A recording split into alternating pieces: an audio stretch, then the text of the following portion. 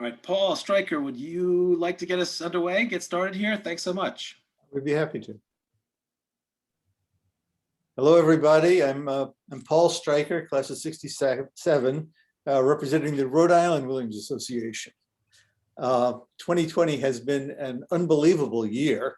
I think we can all agree on that. And we've heard a lot about it, a lot of news, national news, about the administration, Congress. We've heard about the governors, but we have not heard very much from the people whose feet were on the ground right at the front, the mayors. And tonight we have 4 mayors representing 4 cities of different sizes, all very different kinds of cities. Before I introduce you, 2 items of business.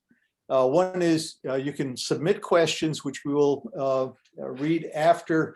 We're going to talk for about an hour, and just type in, there's a Q&A button at the bottom of your screen. Just type in your question, and hopefully we'll be able to get to all the questions at the end. The other note was that if you're unable to stay for the whole meeting, it will be up on the williams.edu site afterwards. I think you go to the alumni section and search for virtual events. Now, we have these 4 mayors, and let's start. I think we can do this in order. I don't know. Let's start with Ken Wilker, order of age. And I'm going to ask each of the mayors just to talk for a couple of minutes to give us a picture of his community. And Ken, can you lead us off on this? Okay. Well, thank you, Paul, and good evening, everyone. So I'm the mayor of Wayzata. I just finished 12 years, stepped down into my last term in December. Wayzata is a small lakeside town with a population of just under 5,000. It's a second ring suburb of Minneapolis and part of the Twin Cities metropolitan area, which is a total population of about 3.8 million. We're located on the northeast shore of Lake Minnetonka, which is one of the most popular large lakes, recreational lakes in the state. We're the closest city on the lake to downtown Minneapolis, which is just about 11 miles away. And there's a freeway that connects us, so you can get downtown in 15 to 20 minutes, not during rush hour, however. We're a hub of boating and fishing and other water sports. We've got a lot of some of the best restaurants in the area. We're generally an upscale community, but on the one hand, we also have a volunteer fire department, but on the other, 1/3 of our land mass is zoned single-family estate residential. So it's kind of a mix to that extent. Many of the CEOs of our largest companies in the area live in town. We have a strong commercial, financial, and retail business core, and between that core and our residential properties, we have an asset or tax base with multiples of larger suburbs around us. Demographics, our median age is 52, so we're a little bit older. I'm holding that up, by the way. 60% have bachelor degrees or more.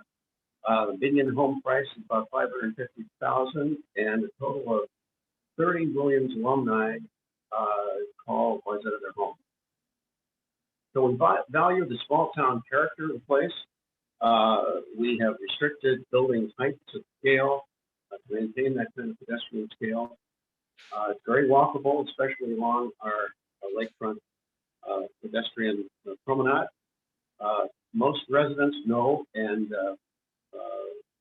greet each other when you're walking around town, so it's a small town in that context. The Wayzata Chamber of Commerce some years ago tried to come up with a slogan that would kind of capture the ambiance of the place. And the slogan they came up with was, where Mayberry meets Manhattan. And that was sort of the essence of it, but I think too many people objected to being linked to Manhattan, so they dropped it. So there you go. Anyway, that's my sentence. So move on to some of the. Great, thank you, Ken. Tom, North Adams is a little different, I think. North Adams is a little different. Thank you, Paul. Thanks everybody who's here. It's great to be with you. I really appreciate the invitation. So I'm coming to you from 5 miles from the heart of Williamstown in the city of North Adams, about 13,000 strong. I think folks who spent time in Williamstown probably spent time in or coming through North Adams. So depending on when that was, you may have a certain impression of the city, but we are home to Mass MoCA, which is the largest contemporary art museum in the United States. It is the site of the former Sprague Electric Company, which 20 years ago, 22 years ago this year, opened its doors as Mass MoCA and reinvented itself, and has really been one of the cornerstones of economic and community development in the Berkshires, in the region since then. North Adams is one of the 2 cities in the Berkshires, the other being Pittsfield. And if Pittsfield is the county seat and they call themselves the heart of the Berkshires, then I think the head and the brain of the Berkshires is up here in the Northern Berkshires in North Adams and Williamstown. You know, the connections and the relationships between the city and the town of Williamstown are strong. We've really seen those grow in tremendously interesting ways over the past decades, to the benefit of both communities. North Adams still remains a post-industrial community. We are a demographically older community. We are a demographically low-income community, and we're still in the process of an economic recovery that has anchored by art and culture, but it remains still anchored in really interesting ways by manufacturing and healthcare and finance and increasingly sort of smaller boutique businesses. So it's a community that's in flux, but it's a community with this really resilient and I would say kind of stubborn New England pride that I take as a point of pride as somebody who grew up here, and as a tremendous asset that particularly in times like the ones we've been through has really held us in good stead. So thank you. Okay. Betsy, you're very far away from North Adams. Ojai, California. I don't know anything about Ojai. It's pronounced Ojai first. Ojai. Okay, that's a good start. Yeah. Thank you, Rob, Paul, Ken, John, and Tom for having me. I really appreciate this, and it's been a pleasure to get to know you. Ojai is a town of 7,400, located about 25 minutes from the ocean. We're about 45 minutes from Santa Barbara. Is there just me. About 90 minutes from LA. Ojai, the word Ojai comes from the Chumash language, the Native Americans here. It means moon, and it's an east-west valley. That is one of the few east-west valleys in all of California. So we're surrounded by mountains, the Topa Topa Mountains and the Los Padres National Forest. Nature's everywhere. And I came here 20 years ago to raise my 2 sons, and it's called Mayberry in some form. You can ride your bike to town. You can, we used to play a game. How many people do we know when we walk through town? Very friendly. It's always been a place for seekers and educators and healers. The Indian philosopher Krishnamurti lived here for a long time and attracted a lot of people. Of course, it's a tourist town. We have hot springs, and that started in the late 1800s, I believe, and people coming here to enjoy that. And since And we're also ranchers, a big farming town. So oranges, tangerines, avocados. So it's a very interesting blend of, it's a real town with businesses as well as balancing the tourism, festivals, lots of artists, music. And we have no chain stores here. We passed that in the 90s, which is great. And there's very little development. So that's something that's we've really held tight to. The median age is 50. And the average house price now today, I believe, is 690,000. Oh. Yes, yes, Yeah. sir. I was told recently by a real estate agent he could have flipped the entire town during COVID. So, and just briefly, in about 2010, there was a movie called Easy A that came out, and the director called Ojai the most beautiful town in the country. So, since about that time, we have hit the map, hit the New York Times, and so it's a challenge to support the locals and the middle class, and allowing people to still work and live here. And we're also an LA getaway, people with second and third homes. So that's a dilemma. About 80% white, Hispanic, Native American, African American, Asian, the rest of the 20%. And I love this town. We almost burned down 3 years ago in the Thomas Fire. It just circled the entire town. It was a miracle. The wind shifted, and it's just, I have a very maternal feeling about this place. Both my parents passed away here, so I love it. So thank you. Thanks for having me. Oh, thank you. Yeah, I was going to ask you about forest fires. We'll get to that later. Yeah, okay. John, you represent the largest city here. Would you tell us, it's just slightly smaller than South Bend, is that right? Yes, we are just slightly smaller than South Bend. I'm working on annexing to catch up to them, so we'll see. But thank you. It's nice to be with you. I think I'm not a Williams graduate. I'm a Williams parent, so it's nice to be with you all. Thanks for inviting me. I am the mayor of Bloomington, Indiana, which is a city of about 85,000 people.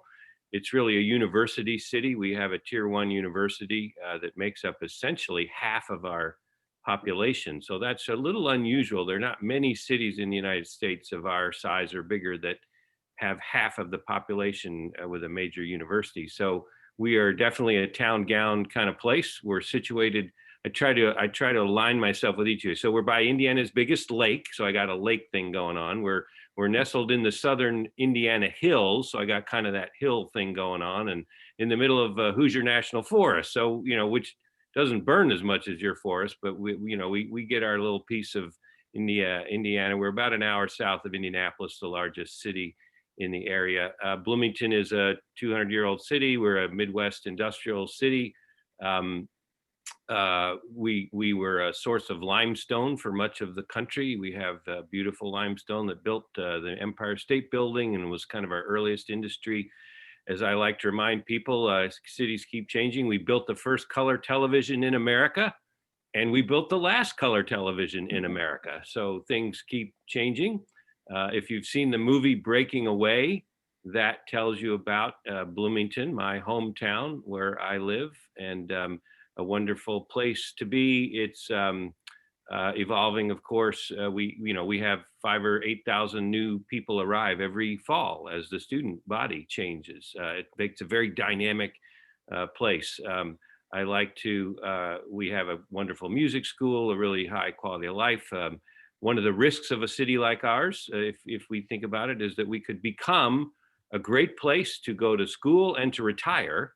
But how do you keep the vibrant middle economy going of manufacturing, which has evolved so much? So healthcare, innovation, most people wouldn't know we're next to the 3rd largest naval base in the world that the United States has. And you're like, what's a naval base doing in the middle of Indiana? But look it up. Crane Naval Base is about 20 miles from here with about 3,000 engineers. And, Indiana University, tier 1 university, makes this a very interesting community. And I'll stop there and jump back in and take it away, Paul. These are amazing. These are 4 fascinating places. I'm really interested in them. John, while you're on the screen, let me ask you first, before 2020, what was your daily life as a mayor? Well, so I'm in my 5th year as mayor, 2nd term.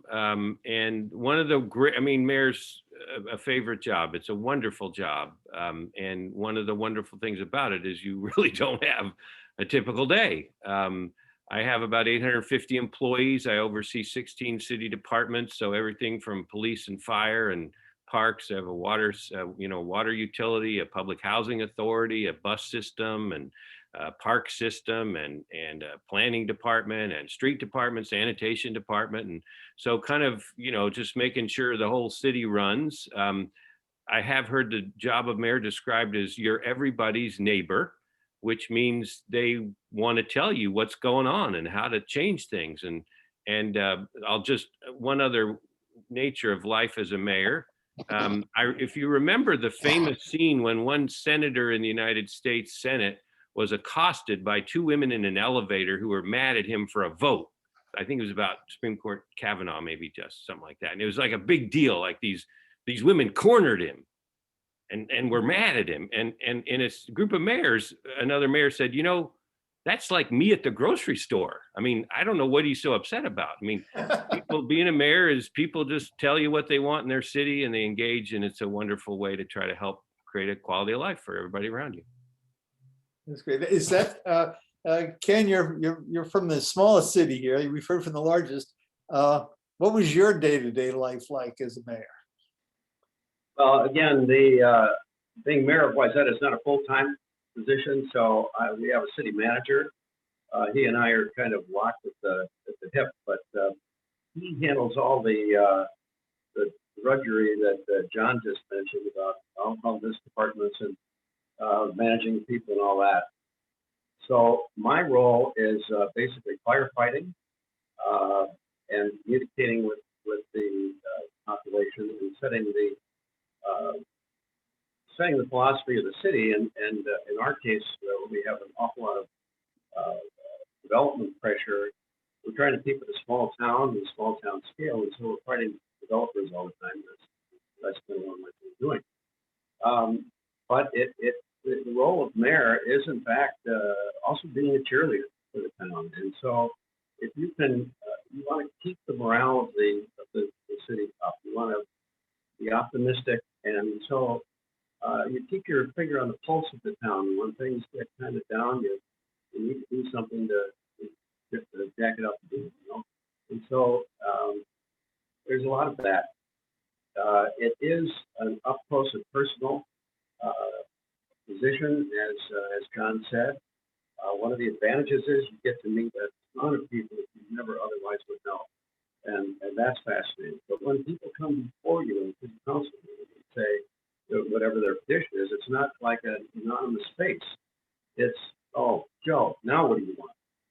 It's in a small town, you get very close and personal, and again, you run into them at the grocery store afterwards and grab them by the lapels. But anyway, last year, 2019, the year before 2020, was pretty much that. And of course, very much that. And Tom, I mean, you said you were born and raised in North Adams. Do you know everybody too? And does everybody talk to you? If they don't know me, they know my parents, which really helps to keep me on the straight and narrow. I got to tell you that. My parents were both public school teachers. So, at least once a week, I'll hear from somebody say, oh, I had your dad for history and it was life-changing, or I had your mom for English and she taught us, To Kill a Mockingbird, or, whatever memory they share. But, I think what Ken said, I think the word that I heard was cheerleader. And I think that's it. Your job as mayor, first and foremost, is to be the person who is the biggest fan of your community and tells the story of your city everywhere you can go. So it's not just the meeting people in the supermarket. That's always something that we all share, but it's trying to be everywhere at the baseball game, at the chicken dinner for the United Way, going and reading to kids in class during Read Across America Day, being a kind of a mobile command unit for the city, and going to Boston to advocate and to be part of statewide conversations, or participating in activities at Williams, or going to Pittsfield when a big business is opening, and there's a celebration and folks from the state are in the county, and especially when the folks from the state come to North Adams, and knowing that you're gonna be there to welcome them, and to help sell the city, and to tell the story of our community, and I'm kind of in the middle of the spectrum, but North Adams is the smallest community in Massachusetts with a city form of government. So I'm the mayor of the smallest city, and I take that as a real point of pride, and really to say, we have that same thing that Ken was talking about, and Betsy talks about being a community that's small enough that you do know people, and that your work thrives on connections and connectivity and relationships, and being out and about and visible. And that's, the job of mayor in a typical day is seeing as many people as you can, and having as many conversations, and doing as much good work that way as you can. And so the thing, and I know we're transitioning into this, but the thing I've missed over the past year is that visibility and that public engagement, and the hours spent in the office at the desk in crisis response, and not in that direct connection in the same way. Tom, it's mayor in North Adams is full-time, is that right? Full-time. And do you have a city manager? We have it's an administrative officer, so it's kind of the chief lieutenant who does a lot of the admin work. And he's handling all the things that John was talking about originally, meeting with 16 different departments and whatever. Yeah. She and I sort of tag team on that. The administrator is the interface, but these department heads still report to me directly, and they know that I don't always look for a filter, but I look for the team to do problem solving first, so that the good professional people who have the experience and the expertise can do that problem solving together, and we can come in and work out the solution together. Okay. Now, Betsy, you just walked into this job a couple of months ago. Yes. What kind of immediate reaction do you have to it? It's really fun. I'm really overjoyed, actually, to have this job, and surprised and in wonder and gratitude, because it wasn't my plan to get into politics. So I really didn't know what to expect. And as you gentlemen have said, and especially in a small town like yours, Ken, it sounds similar. It's about being everybody's neighbor and talking to everybody in the grocery store, which I love meeting new people. So that's perfect. COVID has thrown a bit of a wrench into it, although I don't know anything different. So that, and also respond, even before I was elected, or inaugurated, somebody said, why can't you turn the electricity back on? We had a power. And I just got a text, why, someone who's wants us to stop wearing masks. So why can't you do that? So just receiving a lot of requests, and I'm also from the Midwest, so relying heavily on a gracious attitude. That social skills are really key in this job, I realize. Great. Now, we've talked about, this is what it has always been, or but it changed. On May 25th, Officer Derek Chauvin leaned on George Floyd's neck for 9 minutes. Ken, that was about 10 miles from Wayzata. Is that right? Right. How did you hear about it? I think I heard it on the media first. And of course, as things kind of ignited down there, we got more directly involved. We were able to avoid the unrest out here, but that was clear only in hindsight. We were very nervous about what was unfolding.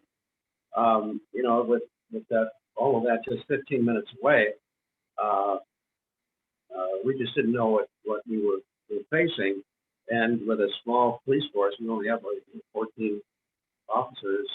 We knew that by ourselves, we wouldn't be able to handle anything if it transported out our way. So communications were critical throughout that whole period. We had daily meetings with the Metropolitan Area Police Chief. We had daily meetings with the Minnesota Department of Public Safety.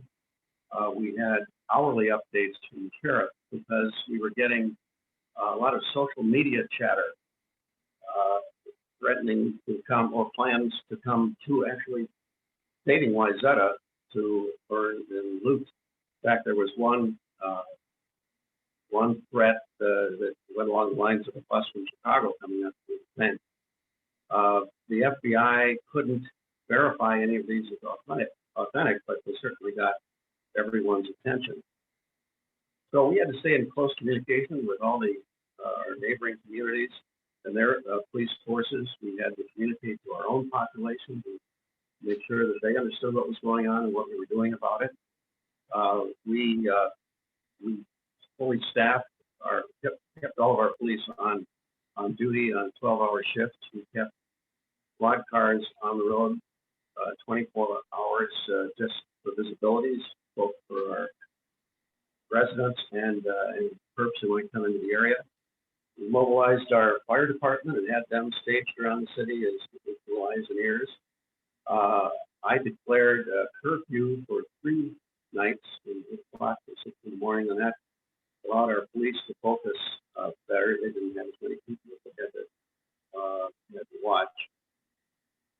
Early on, the state of Minnesota closed the freeway that led from Wayzata into the city, so that was a big help. We could focus elsewhere. But sort of as an anecdote in the middle of all that, you know, you're afraid of these caravans coming in, caravans of cars with bad intentions. A caravan of 100 cars came into Wayzata at about 6:30 in the evening when the curfew, if they had a curfew. And the police got wind of it and said, "Oh my gosh, this is it." Well, it turned out it was a sports car enthusiast group that does this. But nobody knew that at the time until one of the firemen recognized them and said, "Oh, it's okay."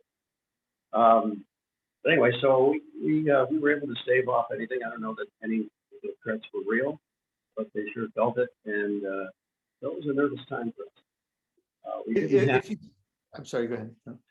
per se until after everything had calmed down, and we had a couple of weeks of people protesting peacefully with Black Lives Matter. And we engaged with them and just wished them well and told them to be safe. But that's for that. But we also have the trial starting Monday, so we need to be back in the suit. Yeah, are you expecting more problems with the? Well, now looks sort of like the U.S. Capitol. It's ringed in City Hall and the county center and all are ringed with 2 rows of fences, barbed wire in between, concertina wire on top. So it looks like a war zone. Tell me something. If you, with only 14 officers, if one of them sees a problem, they see some dangerous people, does it go through you and you call other communities, or does it stay at the police level, or how does that work? I would say at the police level, they would call in. There's a mobile suburban mobile force that they would call in. Our adjacent communities would be called in as well. The police have close connections. One of the other advantages we have in Minneapolis is we have an organization called the Regional Council of Mayors, and we meet once a month, all the mayors in the 5-county area.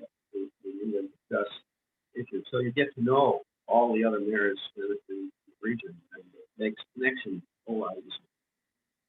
But generally, on tactical stuff like that, we did what they did. When they needed a curfew, they called me and said, okay. Tom, you're much further away. Did you have to deal with protests in North Adams or?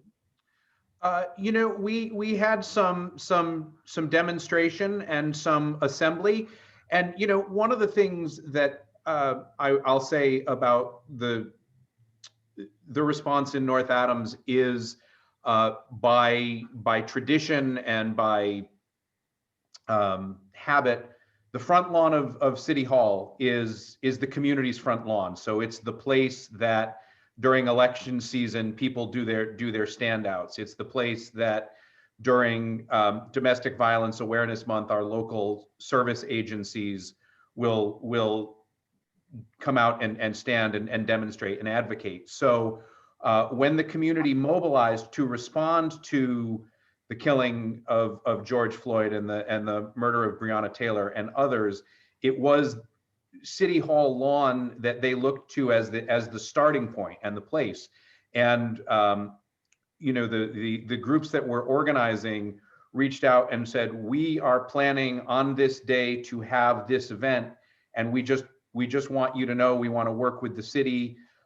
You know, we would like to work with you to coordinate public safety presence so that if there is a need for closing an intersection while people are marching and demonstrating, that we can do that in a safe a way as possible. And so over the period of a couple of weeks, there were a number of standouts. There were a number of marches and demonstrations. They were all incredibly well organized. They were, you know, everybody kept open communication. There was shared information, and we really approached it from a place of as much trust and mutual respect as we could bring into the situation. And you know, these demonstrations and these standouts were successful and I hope well received. And certainly you know, when folks gathered on City Hall lawn, I stood with them. And when the representatives from the NAACP spoke and they asked me to speak, I spoke, and I said, you know, what was on my mind and what was in my heart about the fact that what happened to George Floyd, what happened to Breonna Taylor, what happened to Black and brown people in this country throughout our history, and happens in the Berkshires, and happens in North Adams, and happens everywhere, is something that we have to speak about. And those of us who are in positions of leadership and accountability have to stand and be with our communities in advocating for change. So we were able to do it in a way that, you know, certainly I feel proud of the community about. Well, that's very good. I know that in Providence, we had peaceful demonstrations that late at night turned violent. And so I didn't know if that is common or uncommon. Apparently didn't happen in North Adams, didn't happen in Rosada. John, in Bloomington, you've got you said, what is it, about 45% of your population is university. What happened there? Well, you know, that was an excruciating time for a lot of us, seeing what happened. That stark evidence of what Tom well described as a long history of challenge. It was very painful for many of us to see. My community rose up and we had the largest demonstration in 30 years, probably, in our community. Thousands and thousands who marched, Black Lives Matter march. It was peaceful. It was well received, and our downtown merchants welcomed it. But we did see real stress. I mean, as a mayor, I welcomed and affirmed and joined, but sometimes we describe Bloomington as a blueberry in a bowl of tomato soup. We are a very liberal, progressive city in a pretty conservative state. And one of the and we had days and days of demonstrations, one of which ended up with a car running a woman onto her hood, and she fell off and could have been like a repeat of Charlottesville. She ended up not. she had to go to the hospital, but you know, that kind of thing can happen in a moment in a demonstration like that. Another night we had counter demonstrations. We have 3%ers and some of the militia types who come to my community. They had a conflict downtown where rifles were pointed at each other and could have in a moment turned exceedingly dangerous and fatal, but we avoided that. The combination of very real passion and anger and very real from many sides and so many weapons and guns in Indiana. I, as a mayor, am not allowed to restrict essentially in any way weapons in my community. So we have demonstrations with people carrying guns all over the place. And as a mayor, I'll tell you, it drives me crazy. You think we're supposed to protect safety and you have people showing up with militias. So the community rose up and dramatically supported. We have a Black Lives mural, a beautiful experience creating that in our community. But it's been a real continued source of stress. I even had a counter. We had a Blue Lives Matter demonstration that came afterwards. They called and said, let's go to the mayor's house. So about 40 of them showed up with a Jeep and a loudspeaker and pulled onto my lawn and started, you know, accosting me at 9 o'clock at night. So there was a lot of passion going on. And we're still dealing with that. You know, we extended through January 6th and it's still around today, I think. Are you concerned about your own security at this point? No, I mean, I'm not. I think though any public official, you know, I don't worry about it. But I do think it's my state legislature, for example, right now is trying to get rid of any requirement for concealed handgun carry, stop any permitting or anything. And so there's some crazy movements that would make everybody at more risk, you know, not just elected officials, from my view. Do you think, and this is a little off the immediate subject, do you think that this kind of violence will deter others from running for office? It's a good question, but I don't know that the violence will. I do think the distrust and kind of the ugliness of politics and the fact that it definitely can deter people from doing it. It's a difficult. It's really easy to blow up a room where people are trying to figure something out and getting people mad at each other. And politicians are what we're supposed to do is, besides being cheerleaders, which I agree with, is we're trying to be consensus builders and progress builders and trying to find common ground and compromise. And if the atmosphere does not welcome and support that, it can drive different personalities into politics. Let's just say that. Okay. Betsy, you weren't a mayor then, but you were campaigning. You were going door to door in Ojai. Yes. What were people saying? Everything. And it's such a small town. I heard everything, and I saw layers of our community that I had never seen. For example, white supremacy, misogyny, anti-Semitism, xenophobia in such a small, condensed little area. People were really concerned about the police and police reform. We pay too much, so our contract is up right now and under negotiation. So we're negotiating with the sheriff, and a lot of that has to do with policy. We're paying too much for things we don't need, basically, and so reforming and for example, cameras on the police. Our policemen don't have cameras. We need to reform our jails. We need, most of our police calls are for the homeless, and so they need some skills. So people were scared, I guess, and even though we live in a little bubble, I mean, it's a very peaceful, bucolic little town.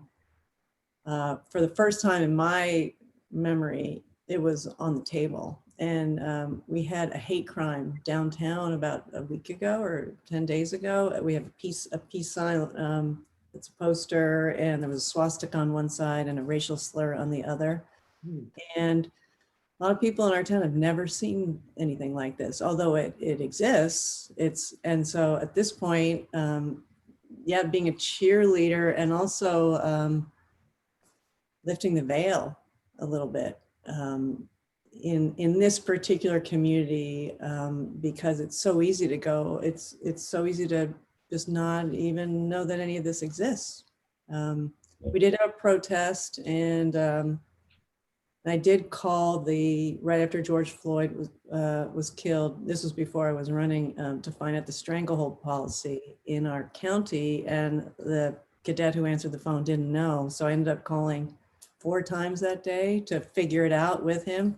And by the end of the day, I was being called the stranglehold lady. The police chief doesn't know this yet, but I will tell him. That's good. That's amazing, because you described Ojai as such a peaceful, beautiful place where everybody goes, but there's all this underlying tension that's going on. Is there anything, any of you, is there anything a mayor can do to reduce this diversity and this hostility? Anybody want to tell me? Well, I think one of the things you have to do, Paul, is name it. So, I spoke to the positive instances of how demonstration happened, but the fact is the issues and the reasons and the divisions that Betsy's talking about and that John's talking about and Ken in our communities, they do exist, and we have to name them, and we have to acknowledge them, and we have to look really straight on and starkly at divisions and disparities and inequities that exist and that have existed for too long, and that the awesome responsibility of a public position is to use your voice, as John said, to build consensus, but also to identify what are the norms and standards of a community. What does it mean to have a commitment to being safe and inclusive if there are people who have reason to question that? And that's work that we continue to do with members of our community, with members of the city council, in our schools, and it's work that we'll never get right, we'll never get perfect, but that we have to do, and it's difficult, deep work. Tell me, I'm sorry, Kiz, go ahead. I know. I just want to look. Democracy is really a fragile thing. We've learned that, right? That this experiment that we're all part of is not a guaranteed. And when you have people doubting the work of elections and the viability and the validity of political power, and it's a really scary thing. And I do think at the local level, I certainly feel that hitting us at the local level too. And I think one of the jobs of local officials is to try to pull people back and remind them, look, this is your government, it's our government, and we have to figure out how to make it work. And if you can't even feel it working locally, it's really scary to think about how we can lose it, state and national. It's not, there's, what we'll be like 20 years from now depends a lot on how we manage ourselves. And the local level is important to build that trust in the muscles of democracy. And that's what happens locally, I think. Ken, you earlier talked about a council of mayors in Minnesota. Where, for everybody else, who do you turn to for advice? Are there general groups of mayors where you can get together and talk about this kind of thing? Yes or no? John, you're on camera, so tell me. Yes, we have state groups, but I very much appreciate the National Mayors Associations, which is a very bipartisan. You can't tell who's a Democrat or Republican usually. They're very practical and focused. And I have to tell you, when I sometimes doubt about the direction of our country, and then I realize the resilience of our cities, the 100, the 200, the 500 cities, communities that make up our country, it's really reminds us there's great strength there. So I find a lot of a wisdom and experience from all the communities around the country that get together. Yeah, here in Massachusetts, we have the Massachusetts Mayors Association, the National Mayors Association, but I don't know if any of the other folks on the panel have had the opportunity to connect through the Bloomberg Mayors Group, and particularly the COVID response group. But that has been one of the most rewarding and uplifting connections and relationships over the course of this year. Even just looking at a Zoom meeting in the chat and realizing that what we're wrestling with in a small, small Western Massachusetts city is no different than what they're dealing with in Dublin or Dubuque, and it really keeps us all centered and focused through these challenges. That's really great. That's really good. You know, we haven't even really gotten into the pandemic yet, and we've got to talk. I'm really interested in what roles you all played in dealing with this, the worst health crisis we've had in more than 100 years in this country. And again, Tom, you're right there on camera now. How did you hear about it? What did you do? And what played out?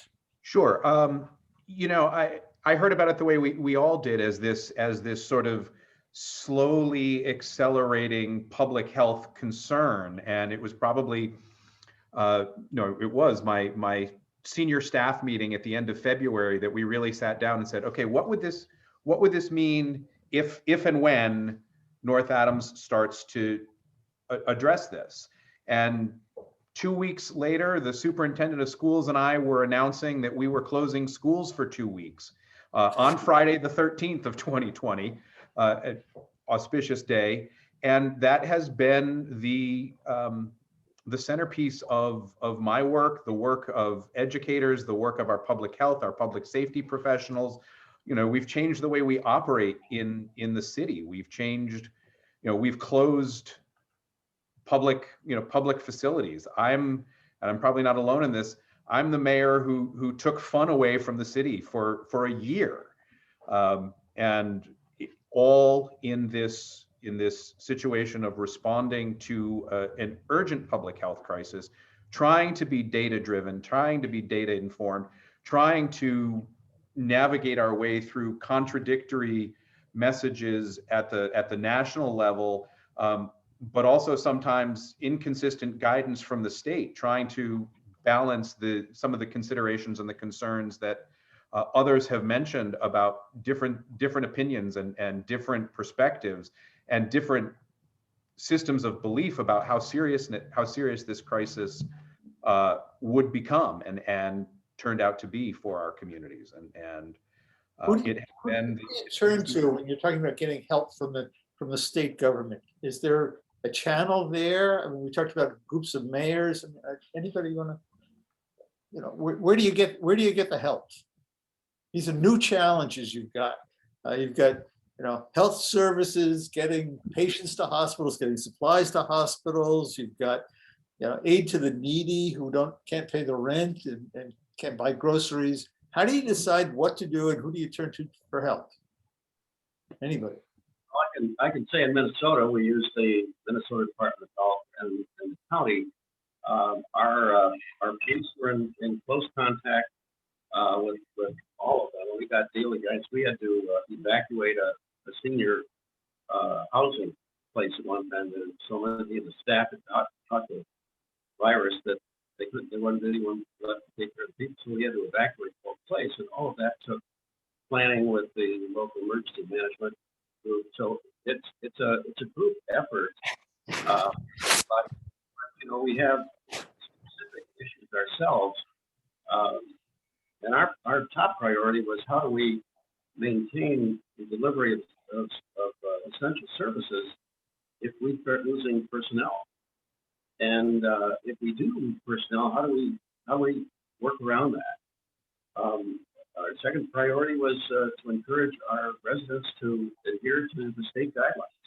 Those were guidelines, as Tom mentioned, were not necessarily consistent, but we did our best to that, and so we had to reorganize some of the departments in the city. Our police department was reorganized into pods so that the police were always with the same small group, so that if one was infected, you didn't infect the whole department. We coordinated with the other communities around us. The county kept count of the number of police in the county worldwide by community. And if the community started losing police, they would reallocate police from one community to another to fill the gap. There was a lot of that going on. But again, a lot of communities, we had to put up signage encouraging people to mask up and stay distant and all that. And we needed to support our businesses that were closing up. And so we tended to ease up some of our ordinances, allow them to fill out under the right of way. We canceled licenses, liquor, and some of the other fees.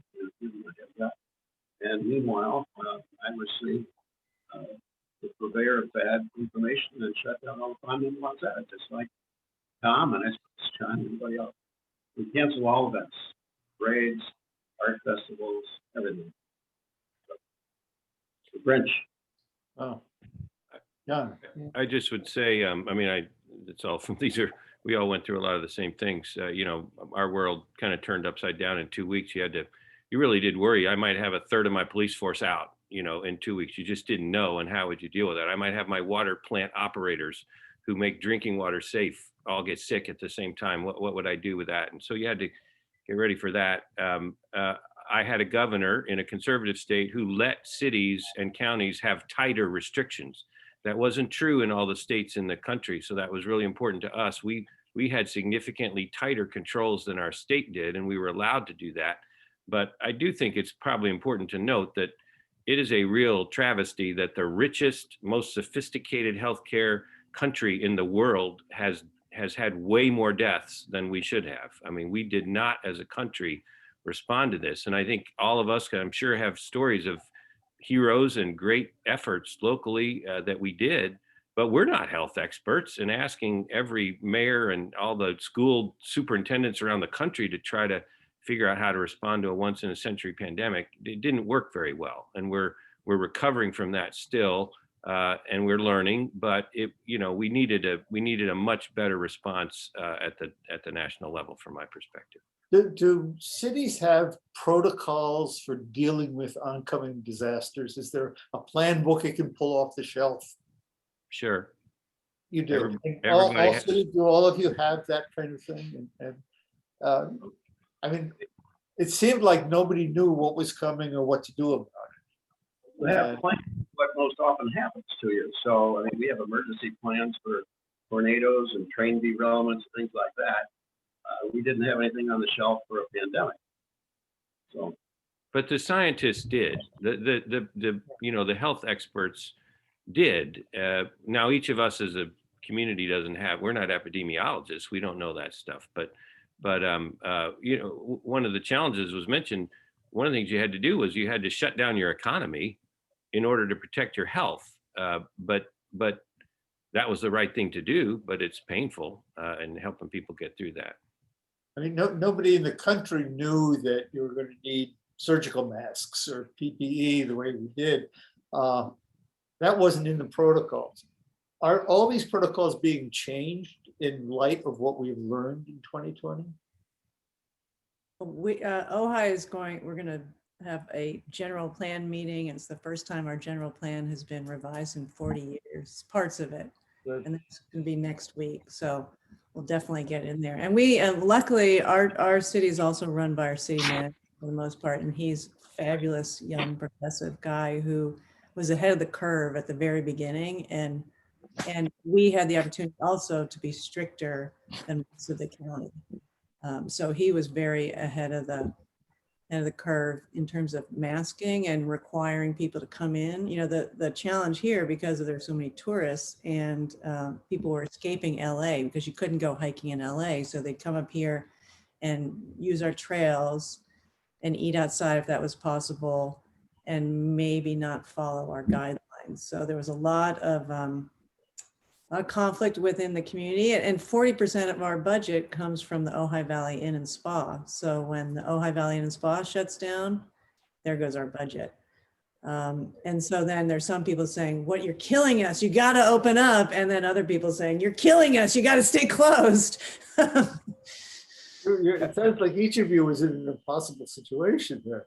There's no way to do it. I'm also taken by your statement that your protocols are 40 years old. And now with things changing, and I'm sure cybercrime is not in there, and hacking city government records is not in there, and flying drones into City Hall is not part of the protocol. What happens? I mean, how do you get together to devise these? I assume that you're all doing something to help you. Tom? Yeah, one of the things here, and we're a smaller community among small communities, but we're the largest small community.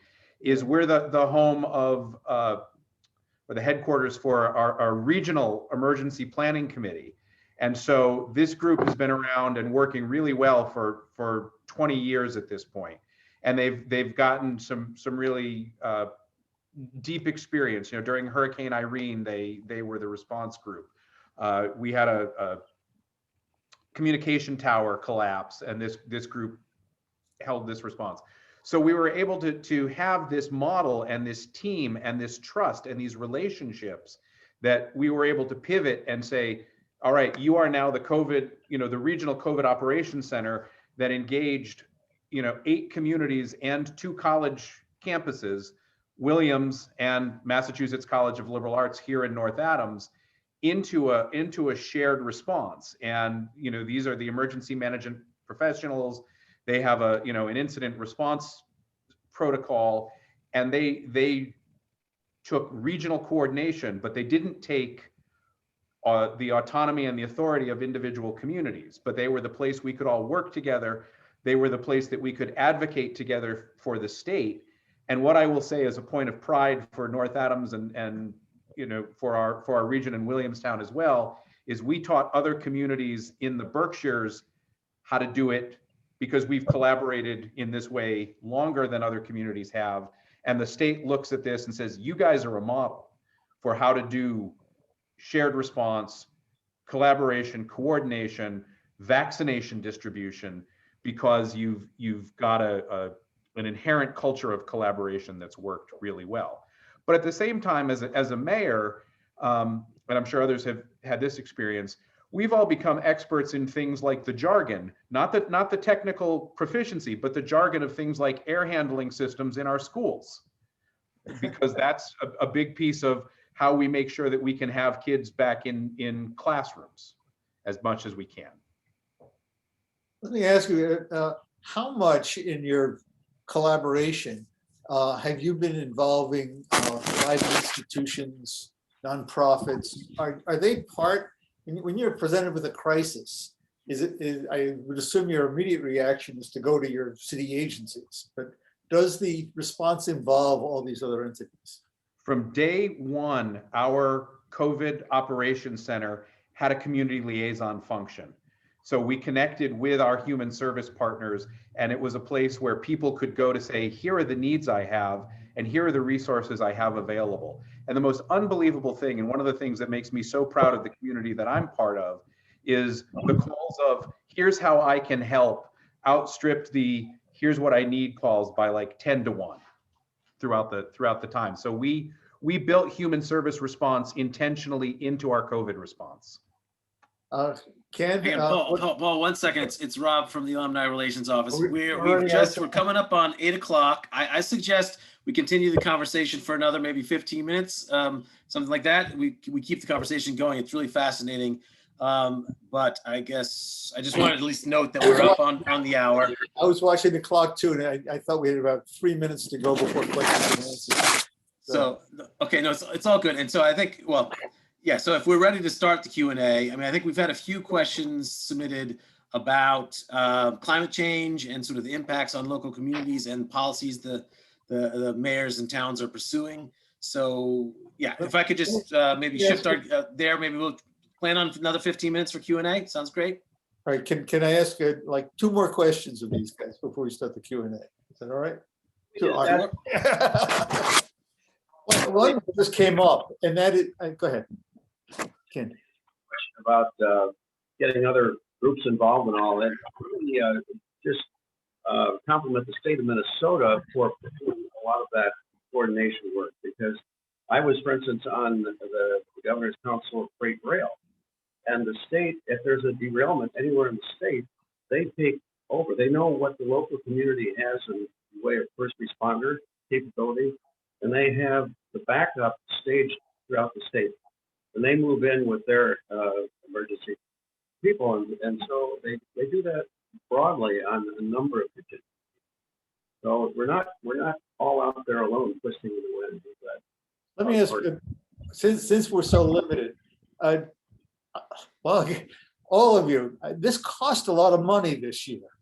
What's happened to all the city budgets? All these crises have cost. Has it come out of your budgets? Are you going to get repaid somehow? Is it going to come from the taxpayers or this? Can you start real quick answers, because we got to run through them. Got reimbursement from the federal government according to population numbers. We had to account for all of our COVID-related expenses, classify them, and we'll have to present them to the feds. But it was on a per capita basis, which generally makes sense. But I know we had a neighboring community that had more population, but half the size of the city staff that we do. And they got twice as much money, and they didn't need it. And so they wound up giving what they didn't need to the local school district. Fine, but it's not a perfect formula, but it sure helped. It kept us whole. Betsy, you talked about the economic devastation to Ojai because of the pandemic. Is Ojai going to make ends meet? Well, the inn opened up again last week, so that's good. The hotels are back. The restaurants are serving outside. So yeah, we're going to make it. If it had gone another month, we would have been in trouble. And if anybody's got a line of credit out there, we'll take it. And well, I just heard today that California is going to be receiving some money, so that's good. I know that Steve Mnuchin's, one of his last acts was to take away $500 million in state and local funds. So I didn't know if that's back again or if the federal government's going to do something or not. John, you want to comment? Revenues are down, costs are up. There's no free lunch. You know, the federal recovery stuff's really important to help communities get through this. Okay, so they're not going to be tax increases to pay for this? No. I don't think so, probably. Maybe little ones. All right, Rob, you want to open this up to questions now, is that right? Yeah, I think that we had maybe 3 people submitted different versions of a question about climate change, sort of, what the impacts are locally, and then what the cities are pursuing in terms of policies and just reducing carbon emissions and anything related to climate change. If people could want to start with that, Betsy, you want to maybe chime in with Ojai? Sure. Well, one of the reasons I ran was that it felt that the city council was not quite in line with the public, I would say. And just going door to door, it is a huge concern by almost all of our citizens, climate change. So sort of catching up a little bit. And so I keep saying in city council meetings, it is an emergency and is an emergency. And eventually that message will get through, I believe. And also approaching it more as policy. Historically, the things have been a little bit, a small number of people have had a lot of voice here. And so really bringing more people in to participate in the government. And we have an emergency climate committee. Of course, we have a huge water issue out here. So we have to rework the way we do agriculture, for example, and really help the farmers transition to regenerative agriculture to bring down the carbon. And we've been working on a REACH codes. I don't know if you have those back there going on. Are these things that the cities can do, or is it rely? Yeah, we just passed, all of the city, everything new is going to be electric. So no more gas hookups, for example. In the city. In the city, which is symbolic in some way, and yet it's the beginning. We need, of course, in the West, we need a huge shift in perspective in terms of agriculture and water, specifically. Tom, what is North Adams doing for climate change? Yeah, so we've made efforts with municipal solar that predate my time. We've done a lot of work with greening our vehicle fleets. There's way more to do there, because of our location and because of our connection, and especially because of the proximity to two colleges. We've done a lot of work to promote bikeability and walkability to reduce the need for vehicles. And then we just finished what's called our hazard mitigation plan, or HMP, which is our real blueprint for addressing a lot of different hazards, but the biggest one being hazards related to climate conditions. And for us, the big one being the risks of flooding for a city that has two massive flood control systems that were built by the Army Corps of Engineers 70 years ago, and are in need of some serious remediation, and the vulnerability that presents to a community as climate change, as big storms roll through. I don't know if other mayors would say this, but I tell you, one of the first things you learn is that you become or need to become an expert in all things water when you're a mayor, because it all comes back to water some way, somehow. Okay, John, did you want to say something? I was just going to say, in a way, I think of the decade of the 20s that we have now entered as a incredibly pivotal decade. We went through a terrible 2020. 2021 is an opportunity to pivot out of it. And in a way, the two of the big things we've talked about can really, for my community, drive that. One is race, which, if you really think about inclusion and creating a community that welcomes everyone, is just and focused on that dimension of how you improve as a community, that's a talisman for us. Another is climate. It's sustainability. It's how do you pivot out of this into the new economy, recover forward, build back better, whatever you want to call it. We really do have a chance. One thing I remind our community is, in 2020, we learned we can change on a dime. We can change so fast when we need to or when we decide to. And if you think about those two dimensions of race and inclusion and equity on one scale, and sustainability, climate response on the other, if we end up in the 2020s having done real progress on both of those, we'll be in a much better place. So it's really a great opportunity to move forward out of this awful year. That's great. Rob, you had another question? Rob? Sure. Let's see here. We've got, well, it was sort of just building on that. I mean, Chris Stearns had asked something just along the lines of the answer John was giving. If anyone else wants to touch on integrating race and equity into city policies and budget priorities. Betsy? Yeah, sure. Well, because I'm not really supposed to talk about it, but I will anyway. I'm just kidding. Listening, it's okay. Yeah, it's a long way. Our contract is our police contract is up right now, so we're negotiating in terms of budget. Although I've been communicating with some local activists and Black Lives Matter people about coming at it for more policy. So I would like to get the sheriff here or on Zoom to a town hall meeting, just to answer questions for transparency. Okay, that's great. I Ken? would, well, in terms of going back to the energy for a minute, we stood up a task force about a year or so ago, but the approach was more energy efficiency. We wanted to save money on energy. So rather than change the planet, we were really trying to save money. But in the process, we have cut way back on emissions, putting electric chargers for cars and things like that. So we are mindful of it, but our priority was actually to save the money, which you can actually do while being kind to the climate as well. with regard to equity,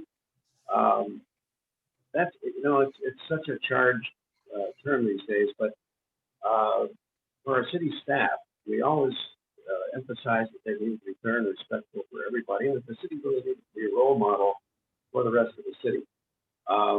At our city staff's request, we actually hired a racial sensitivity consultant to talk to our city staff and determine whether they had sort of hidden prejudices that they weren't even aware of. And they felt that was very positive. But going forward, we're just going to have to continue to emphasize fairness, respect, and that we're all in this together. We should not be divided. Anybody else want to comment on that? Or Rob, you have another question you want us to answer? I know we're near the end of our time. Well, I was just gonna suggest, I know, Paul, you wanted to talk a little bit about the concept of service and having the mayor Yeah, maybe comment on that. Yeah. Is that a good Sure, topic sure. to close on, or? Sure, yeah. No, I was going to ask one last question. How do you like being a mayor? But you've already more or less answered that despite all these major challenges, you like it, and it is a rewarding career for you. To everybody who's been listening today, I hope you have a better idea of how local government works and the challenges that face those who steer it. Leadership is not easy. These 4 E's are, in my opinion, heroic. Really, they're just as heroic as anybody else. Anybody else could be in their commitment to improving life for their communities and in responding to major challenges. In the days before 2020, when I'm sure there were lots of their time was spent dealing with the streetlights and snowplows, and it has all changed. And I think John made a wonderful comment there that we can all turn on a dime. And it depends on having people like these in leadership positions. In the United States, we have close to 20,000 cities. And almost all of them, not all of them, but most of them have mayors. We have 3 EIFs who are mayors. In this case, we've got 4, because one retired and one just came on board. But out of 20,000, there are 3 EIFs holding this position of major responsibility. And I think we're underrepresented. So I hope anybody who's listening will think about that. And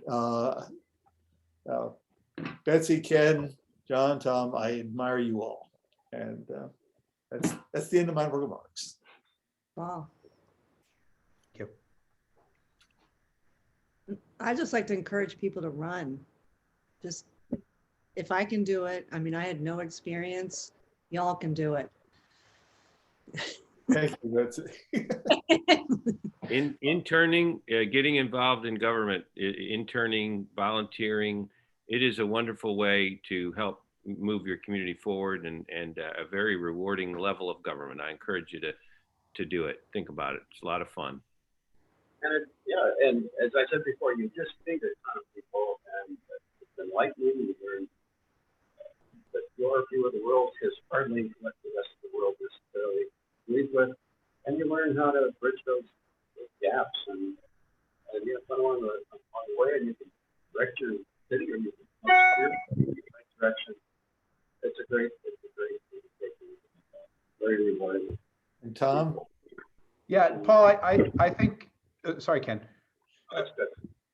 Paul, I think you nailed it. It's about service. It's about serving a community. It's about serving others, whether that's that conversation at the supermarket when you might not be at your best or might not want to engage, or the deep contentious argument with a bargaining unit about how to allocate resources, or being present in your community at times of crisis as well as times of uplift, and approaching it all with the best intentions you can, and the best belief in everyone's intentions, even in tough moments, and engaging your empathy, even when you got to grit your teeth to do it, in order to move a community forward.